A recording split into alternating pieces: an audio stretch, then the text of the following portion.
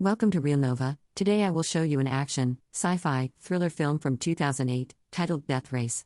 Spoilers ahead. Watch out and take care. In the year 2012, the American economy collapses. Unemployment hits record high and crime rates spiral out of control. The prison system reaches breaking point, so private corporations now run all correctional facilities for profit. Terminal Island Penitentiary streams a series of cage fights live on the internet, and prisoners fighting to the death become a rating sensation.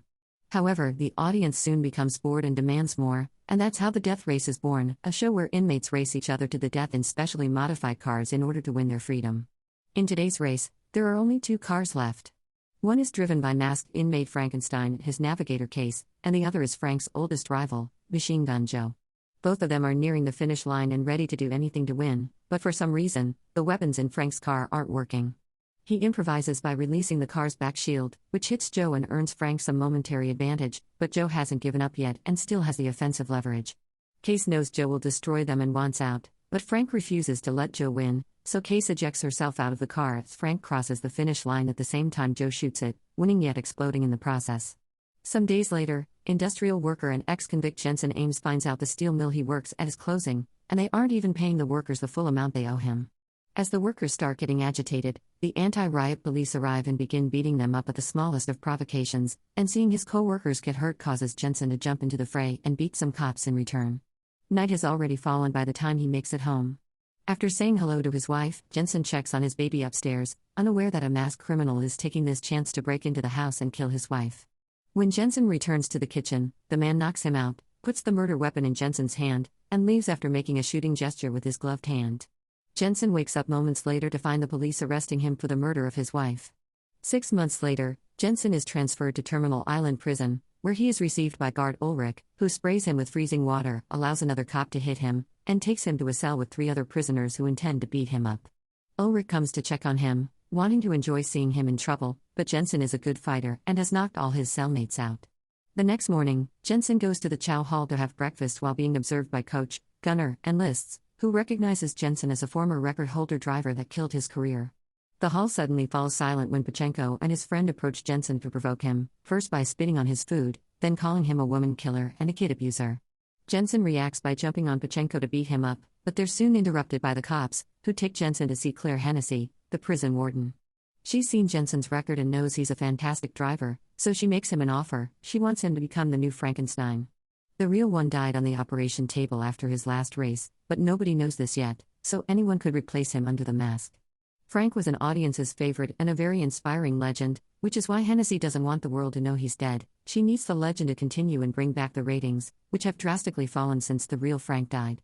The rules say that if you win 5 races you earn your freedom, so Jensen would only need to win 1 more because Frankenstein already had 4 under his belt.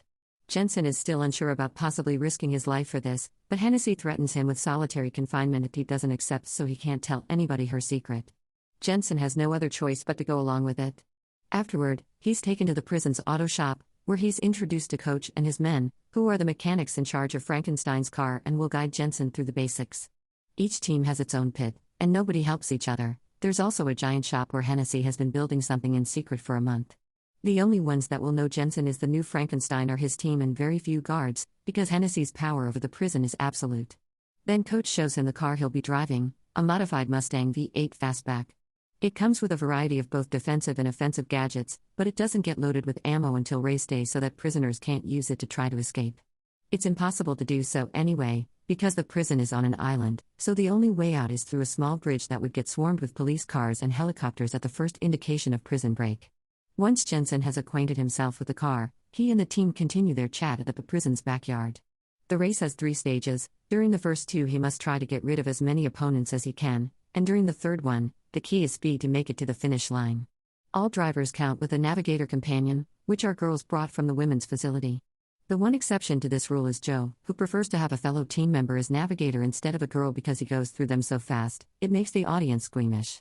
Liz starts telling Jensen about the most important drivers then, who are all in the yard with them. There's 14K, a Triad member and MIT graduate, Hector Grimm, a certified psychopath that worships Hennessy, Slovo Pachenko, leader of the Aryan Brotherhood in the prison, and Travis Colt, a disgraced ex-NASCAR superstar. Their talk is suddenly interrupted when Joe and his team come over to insult Jensen and leave a message for Frankenstein saying this race is only between the two of them. At the moment, a van brings back some inmates that have been doing work detail, and Jensen notices something peculiar on their wrists. They have GPS tracking bracelets, and seeing them makes him realize the man that killed his wife was wearing one as well. When the day for the first race stage finally comes, Jensen is given Frank's clothes, mask, and even his ring to wear, and his mere presence brings back all the viewers the show had lost. Coach tells him not to talk to the other drivers because Frank didn't. It was part of his mystique, but he's allowed to take off his mask inside the car because the windows are made of mirrored glass and Case also knows the secret. While getting ready, Jensen asks her what she's in prison for, and she admits having killed a cop for being a bad husband to her. The race starts a moment later, and since weapons don't activate until the second of 3 laps, the beginning isn't very violent, although the drivers still try to push each other off the track.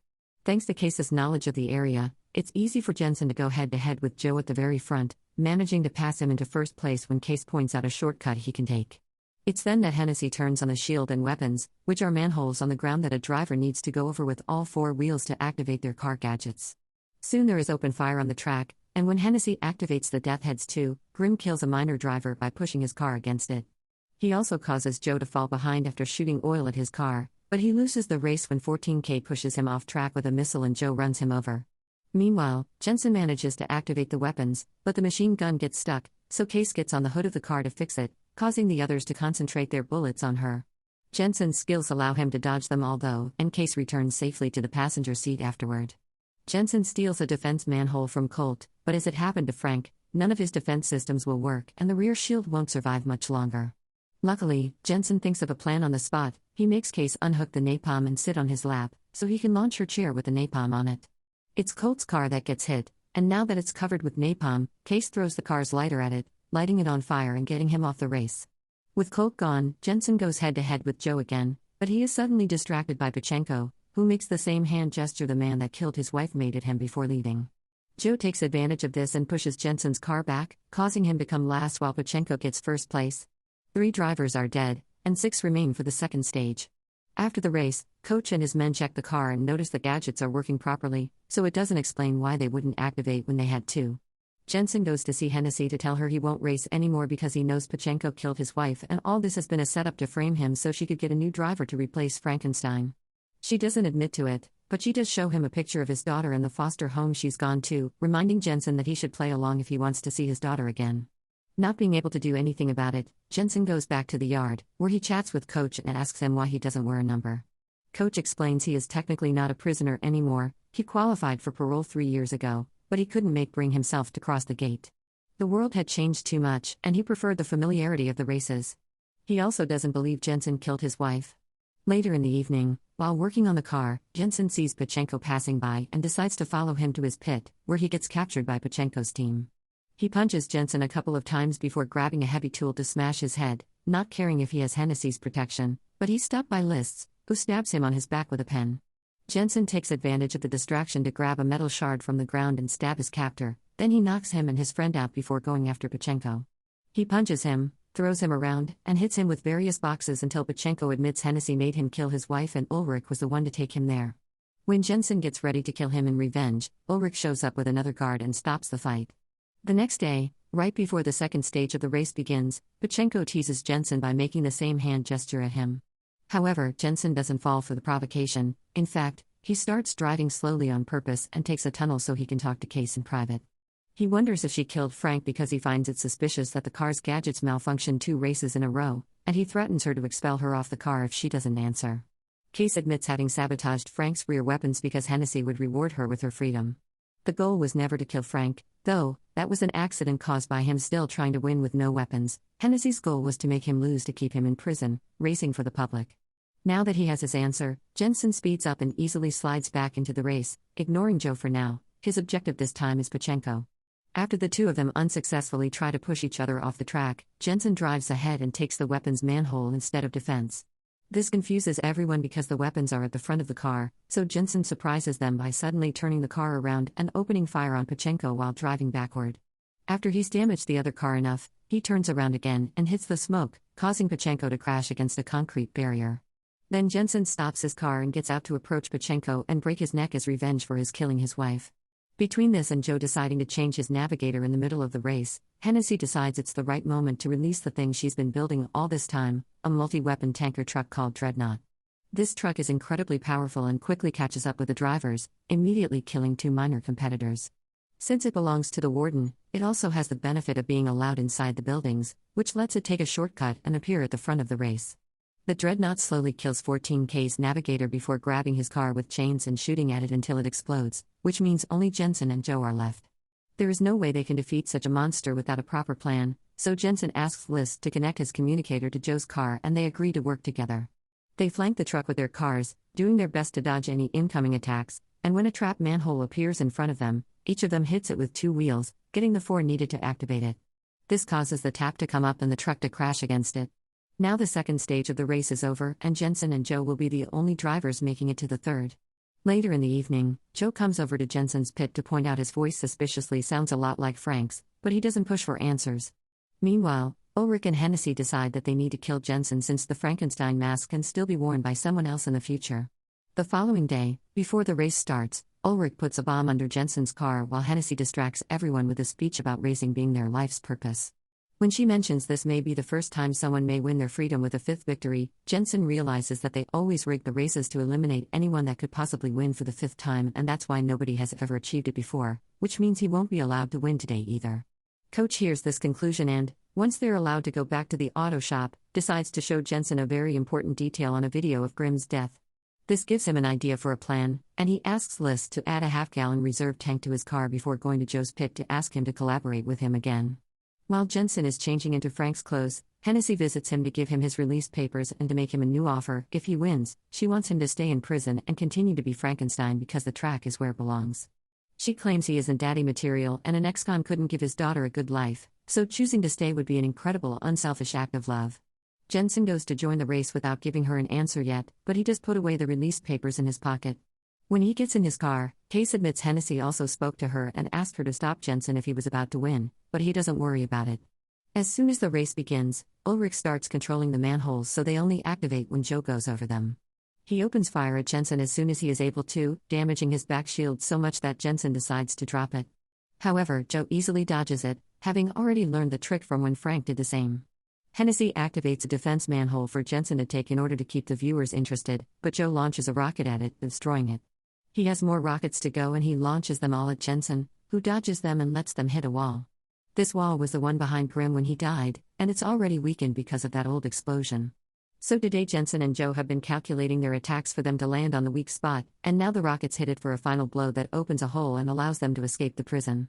Furious, Hennessy ends the stream and sends all available cops after them before pressing the bomb detonator, but nothing happens. Coach and his men had already removed the bomb from the car and deactivated it.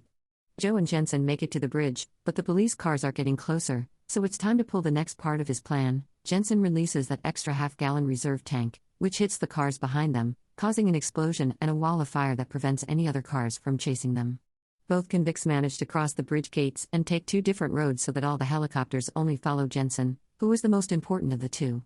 As Joe drives away, Case agrees to help Jensen with the last part of his plan because she owes it to Frank and Hennessy has already given her the release papers, so they'll be obliged to let her go.